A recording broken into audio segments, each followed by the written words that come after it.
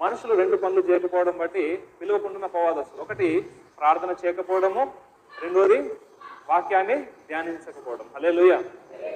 ప్రార్థన చేయకపోతే ఏమైందంటే మనం దేవునితో మాట్లాడే సమయాన్ని మనం కోల్పోతున్నాం, దేవునితో మాట్లాడే అవకాశాన్ని మనం కోల్పోతున్నాం.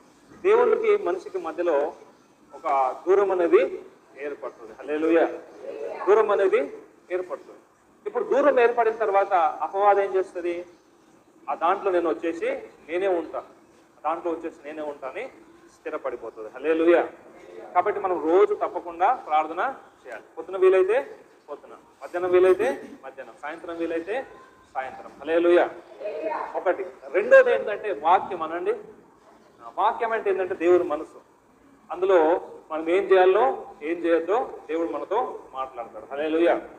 కాబట్టి మనం చేయాల్సింది ఏందో, చేయకూడదు ఏందో అవన్నీ బైబిల్లో ఉంటాయి. కాబట్టి మనం చేయాల్సినవి చేస్తాం, వద్దన్నవి చేయము. హల్లెలూయా.